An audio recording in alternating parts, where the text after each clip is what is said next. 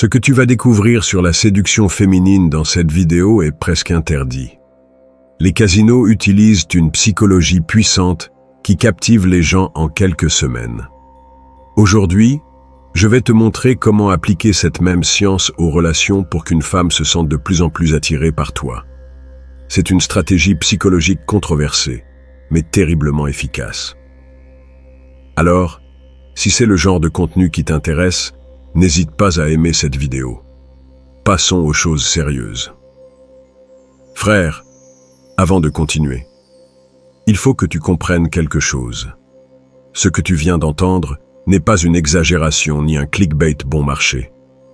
Au cours des dernières années, j'ai étudié obsessionnellement comment fonctionne le cerveau humain dans les relations, et ce que j'ai découvert m'a tenu éveillé plusieurs nuits.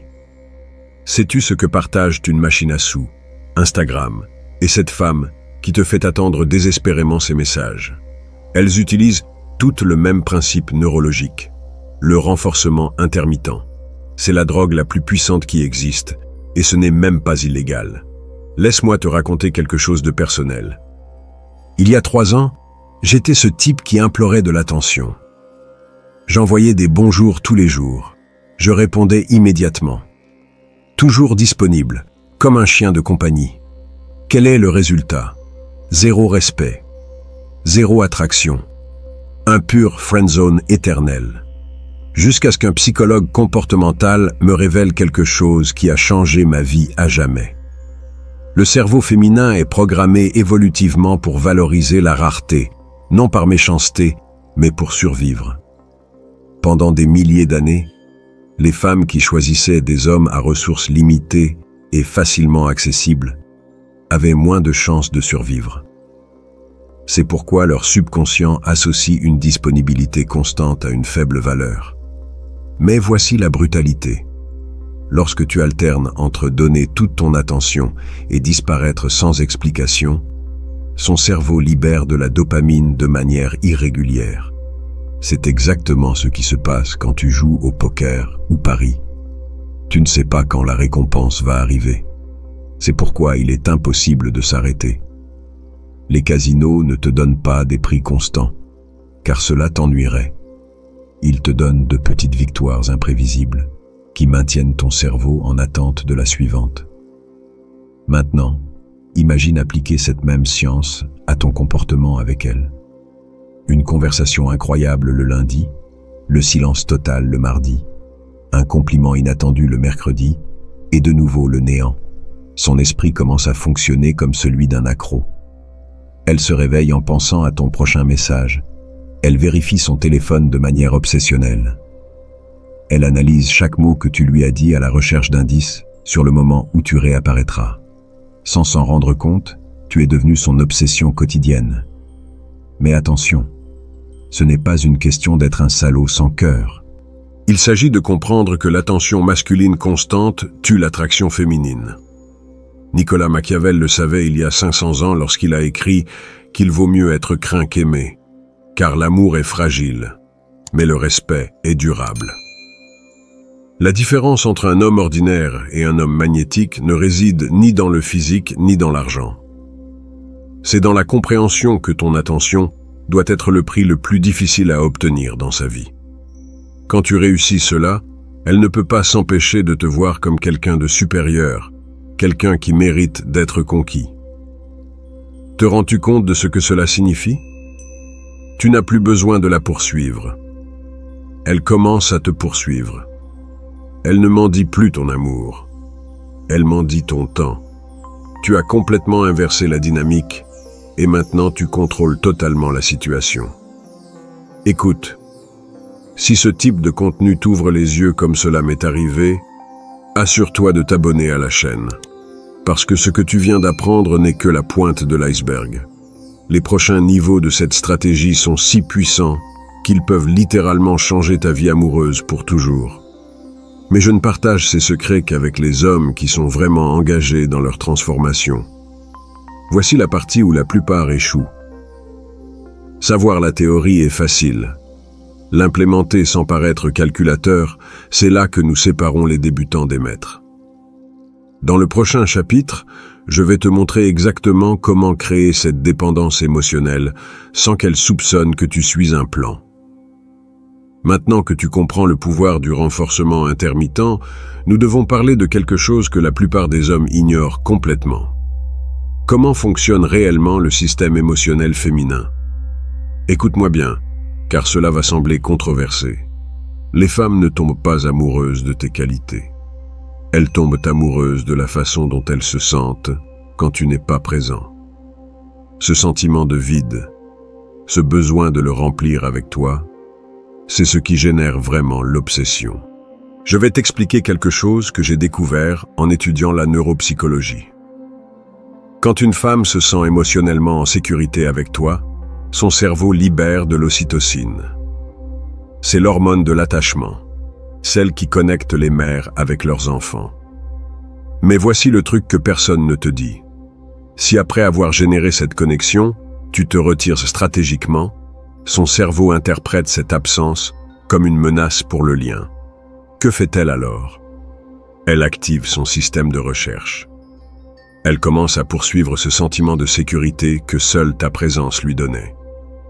C'est de la pure biologie, frère. Elle ne peut pas le contrôler, même si elle le veut. Laisse-moi te donner un exemple réel. J'ai rencontré une femme incroyable l'année dernière. Au cours de nos 3 premiers rendez-vous, je l'ai écoutée comme personne ne l'avait jamais fait.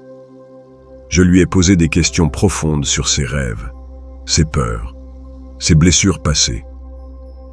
J'ai créé une connexion émotionnelle si intense qu'elle m'a confié des choses qu'elle n'avait jamais dites à personne. Et après, que fais-je? J'ai disparu pendant 5 jours complets, sans explication, sans message, sans rien. Son cerveau est entré en panique. Elle m'a envoyé 12 messages demandant si elle avait fait quelque chose de mal. Non pas parce qu'elle était désespérée, mais parce qu'elle avait perdu sa nouvelle source de validation émotionnelle. Quand je lui ai enfin répondu par un simple « J'étais occupé, mais je suis content d'avoir de tes nouvelles », son soulagement a été si intense qu'elle a interprété mon retour comme une récompense. Son cerveau a associé ma présence à l'élimination de la douleur émotionnelle. Depuis ce moment, je n'étais pas seulement un homme de plus dans sa vie. J'étais sa stabilité émotionnelle.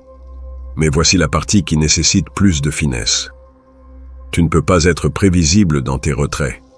Si tu disparais toujours les mardis, elle s'habitue au schéma. La clé réside dans la variabilité. Parfois, tu réponds immédiatement. D'autres fois, tu mets des heures. Et de temps en temps, tu ne réponds pas du tout. Son cerveau ne peut pas s'adapter à quelque chose de complètement aléatoire. C'est comme essayer de résoudre un puzzle dont les règles changent constamment. La frustration la maintient accrochée, mais la récompense occasionnelle empêche qu'elle abandonne complètement. Les grands stratèges de l'histoire comprenaient ce principe. Machiavel savait que le véritable pouvoir ne vient pas d'être prévisible, mais de garder les autres dans l'incertitude quant à tes prochains mouvements. Dans les relations, cela fonctionne de la même manière. Ton imprévisibilité émotionnelle devient son obsession quotidienne. Maintenant, tu dois comprendre quelque chose de crucial. Ce n'est pas une question d'être cruel ou manipulateur pour le plaisir. C'est une question de reconnaître que la psychologie féminine réagit à des motifs spécifiques. Quand une femme sait exactement comment tu vas réagir, quand tu vas appeler, ce que tu vas dire, tu perds tout ton pouvoir magnétique.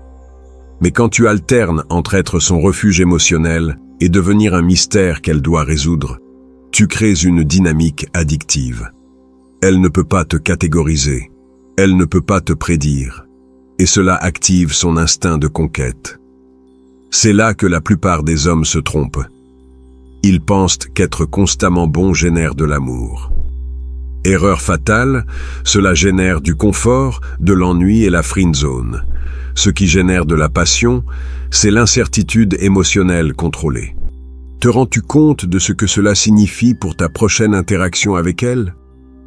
Chaque conversation, chaque message, chaque rencontre devient une opportunité de renforcer ta position en tant qu'homme imprévisible qu'elle ne peut pas oublier. Maintenant que tu connais le pouvoir du retrait stratégique pour créer une dépendance émotionnelle, j'aimerais connaître ton expérience. As-tu déjà appliqué quelque chose de similaire auparavant? Peut-être as-tu disparu quelques jours et as-tu remarqué un changement dans son comportement? Partage ton histoire dans les commentaires avec tous les détails. Plus tu seras spécifique, plus nous pourrons tous apprendre. Je lis chaque commentaire personnellement. Dans le prochain chapitre, je vais te révéler la technique la plus avancée de toutes. Comment te positionner en tant que son unique décodeur émotionnel. Lorsque tu maîtriseras cela, elle ne pourra littéralement pas fonctionner émotionnellement sans toi. Frère, ce que je vais te révéler maintenant est si puissant que certains thérapeutes utilisent des versions de cela pour créer une dépendance chez leurs patients. Cela s'appelle le miroir émotionnel, et lorsque tu le maîtrises, tu deviens quelque chose qu'elle n'a jamais expérimenté auparavant. Quelqu'un qui la comprend mieux qu'elle ne se comprend elle-même. Laisse-moi te raconter quelque chose qui m'a sidéré quand je l'ai découvert. La plupart des femmes vivent dans un chaos émotionnel constant. Elles ressentent 1000 choses à la fois, mais ne savent pas comment les nommer. Leurs amis les écoutent, mais ne les comprennent pas vraiment. Leur famille les juge. Et les hommes précédents ignoraient simplement leurs émotions, ou essayaient de les résoudre avec des solutions logiques. Puis, tu apparais, et au lieu de faire ce que tout le monde fait, tu deviens leur traducteur émotionnel.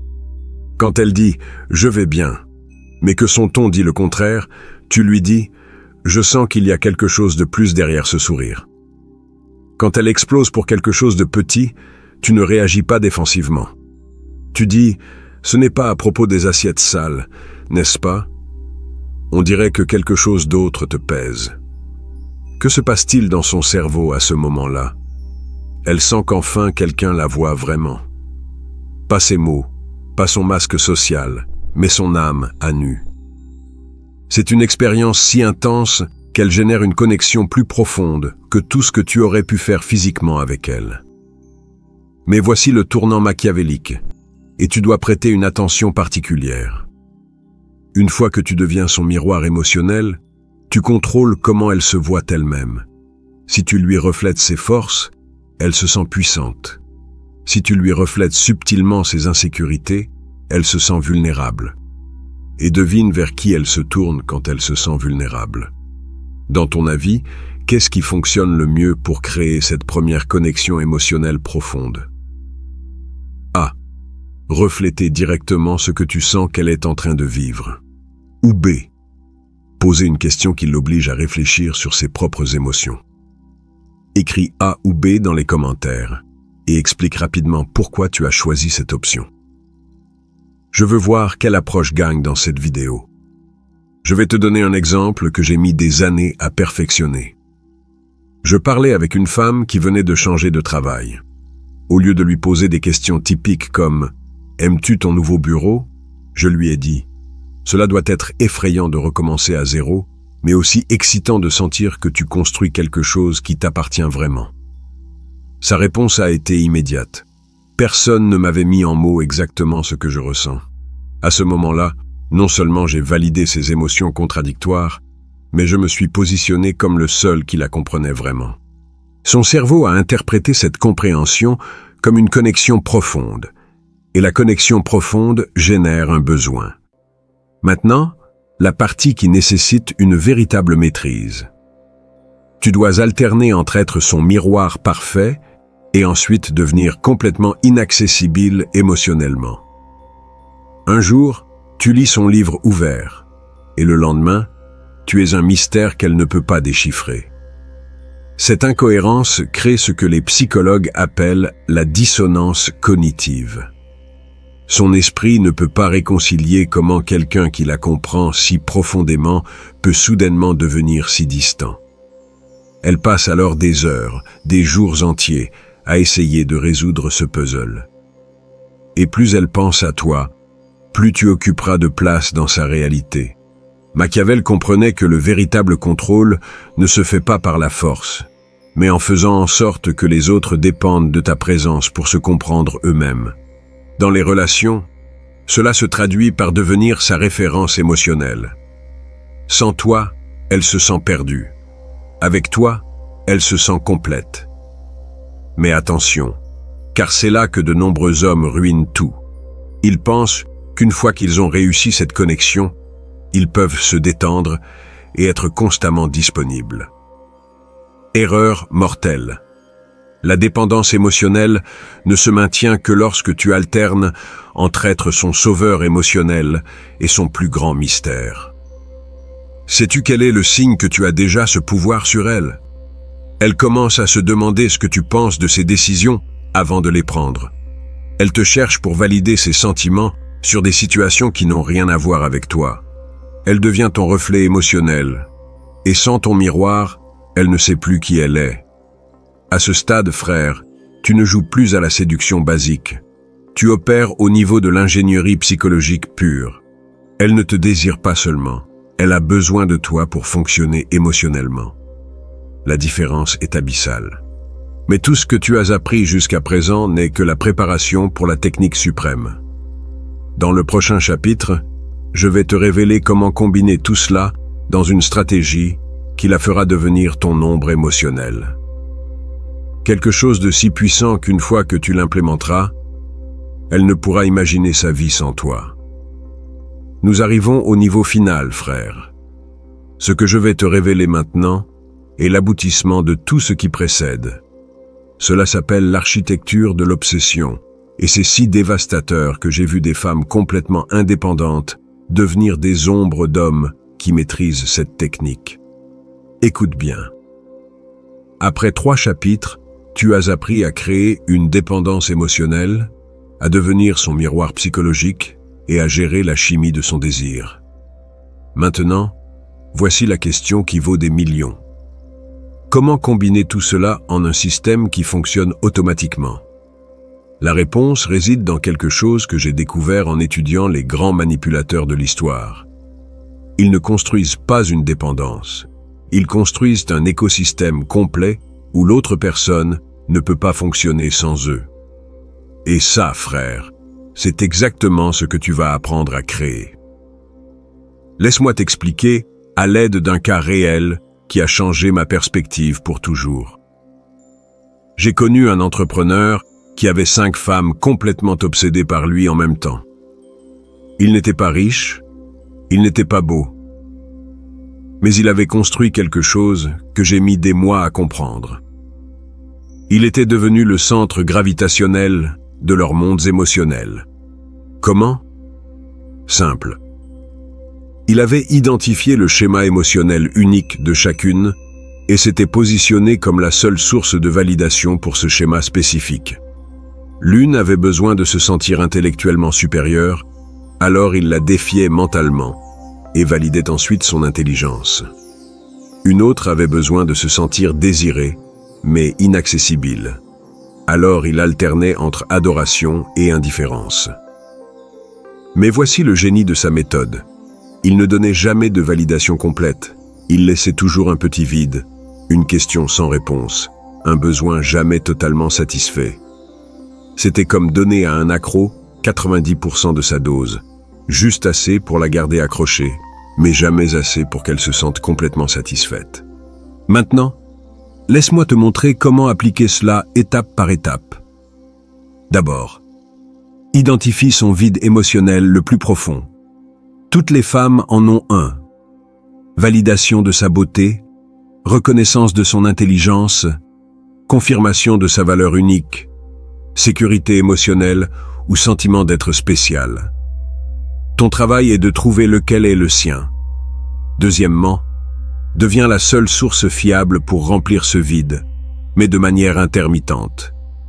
Si son vide est de se sentir spécial, dis-lui des choses comme « Il y a quelque chose en toi que je n'arrive pas à décoder, mais ça me fascine complètement. » Remarque comment tu valides son unicité tout en maintenant le mystère. Troisièmement, et voici la clé maîtresse, crée de petites crises émotionnelles que seule ta présence peut résoudre. Je ne parle pas de drame bon marché, mais de situations où elle se sent perdue ou confuse, et ta présence la calme instantanément. C'est comme être le pompier qui a aussi causé l'incendie. Je te donne un exemple concret. Une femme m'a parlé de problèmes familiaux. Au lieu de donner des conseils typiques, je lui ai dit « Ce que tu ressens est plus complexe que cela n'y paraît. Il y a des couches que même toi tu n'as pas identifiées. » J'ai créé de l'incertitude sur ses propres sentiments et ensuite, je me suis positionné comme le seul capable de l'aider à les comprendre. Que s'est-il passé? Pendant des semaines, elle m'a cherché de manière obsessionnelle pour analyser ses émotions familiales. Mais en réalité, elle me cherchait parce que j'avais créé une dépendance. Sans mes interprétations, elle se sentait perdue dans son propre monde émotionnel. Machiavel savait que le pouvoir suprême ne réside pas dans le fait de faire en sorte que les autres te craignent ou t'aiment, mais dans le fait de les amener à ne pas pouvoir concevoir leur existence sans toi. Dans les relations, cela se traduit par devenir non seulement son désir, mais sa structure émotionnelle de base. Quand tu réussis cela, frère, quelque chose de fascinant se produit. Elle cesse de te voir comme une option et commence à te voir comme une nécessité. Elle ne peut pas prendre de décisions importantes sans te consulter. Elle ne peut pas se sentir bien dans sa peau sans ta validation. Elle ne peut pas imaginer son avenir sans toi. Mais voici l'avertissement le plus important de toute la vidéo. Une fois que tu mets en œuvre cette architecture de l'obsession, la responsabilité que tu portes est énorme. Tu es littéralement en train de reprogrammer son cerveau pour qu'elle dépende de toi. Ce n'est pas un jeu, c'est de l'ingénierie psychologique réelle avec des conséquences réelles. Sais-tu quel est le signe définitif que tu as réussi à créer une obsession complète? Quand elle commence à modifier sa personnalité, ses goûts, même ses rêves, pour s'aligner davantage avec toi. Elle ne le fait pas consciemment. Son cerveau interprète que pour maintenir ton attention, elle doit devenir plus compatible avec toi. À ce stade, tu ne séduis plus. Tu es en train de sculpter. Elle devient la version d'elle-même qu'elle croit que tu désires. Et comme tu contrôles quelle version tu récompenses de ton attention, tu contrôles essentiellement qui elle devient. Tu es arrivé jusqu'ici parce que tu cherches un véritable pouvoir, pas des astuces superficielles. Dans la conclusion finale, je vais te donner les dernières pièces du puzzle. Comment maintenir ce pouvoir sans perdre ta propre humanité? Et pourquoi certains hommes échouent même en maîtrisant toutes ces techniques? Frère, tu viens de recevoir des années de recherche psychologique condensées en 20 minutes. Maintenant, tu as le pouvoir de transformer n'importe quelle dynamique relationnelle. Mais rappelle-toi, avec un grand pouvoir vient une grande responsabilité. Utilise ces techniques pour établir des connexions authentiques, pas pour détruire des vies. Si ce contenu a changé ta perspective comme il a changé la mienne, laisse dans les commentaires un conseil qui pourrait aider d'autres hommes sur leur chemin. Ton expérience peut être la clé dont un autre a besoin pour transformer sa vie amoureuse.